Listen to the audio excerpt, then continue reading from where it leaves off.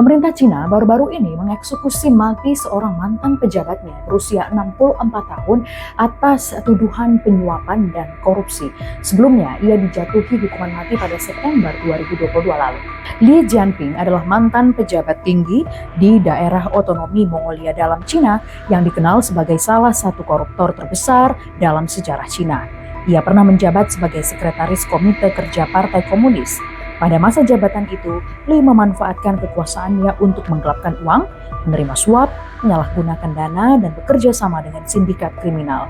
Li sebelumnya mengajukan banding, namun kalah pada Agustus lalu.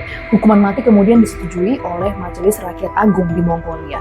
Pengadilan memutuskan kejahatan Li sangat berat karena jumlah uang yang ia terima dan gelapkan bernilai fantastis sekitar 3 miliar yuan atau setara dengan 6,6 triliun rupiah.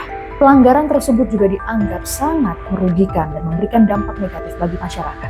Nah teman-teman, ini sebenarnya adalah salah satu kasus langka di Tiongkok di mana seorang pejabat dieksekusi mati atas tuduhan korupsi. Kenapa begitu? Mereka yang dijatuhi hukuman mati biasanya diberikan penangguhan hukum selama 2 tahun dan hukuman mereka kemudian diubah menjadi hukuman seumur hidup karena berperilaku baik. Cina di bawah Presiden Xi Jinping telah memperluas penyelidikannya terhadap korupsi termasuk di antara pejabat tinggi. Dalam pidato yang disampaikan Presiden Xi Jinping, Xi mendesak kader partai untuk melawan korupsi sehingga kelompok kepentingan tidak dapat memangsa Partai Komunis Cina. Presiden Xi Jinping mengatakan kepada para pejabatnya memang melawan korupsi ini adalah hal yang berat dan rumit. Namun tidak ada kata belas kasihan untuk memberantas masalah ini.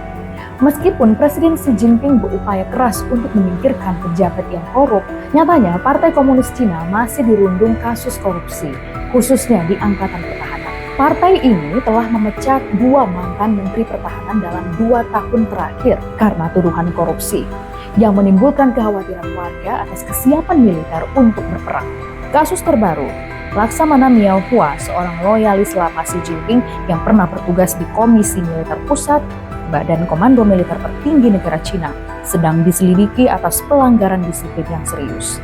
Jenderal Li Shangfu yang menjabat sebagai Menteri Pertahanan pada tahun 2023 dicopot setelah 7 bulan menjabat karena diduga menerima suap sebagai imbalan atas pemberian bantuan yang melanggar disiplin militer dan partai. Menurut Komisi Pusat Inspeksi Disiplin Partai, ternyata tahun 2023 lalu ada sekitar 610.000 pejabat Partai Komunis Cina yang dihukum karena melanggar disiplin.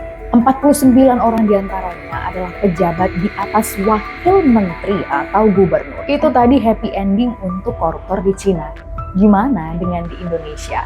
Apa yang seharusnya diberlakukan? Komen di bawah.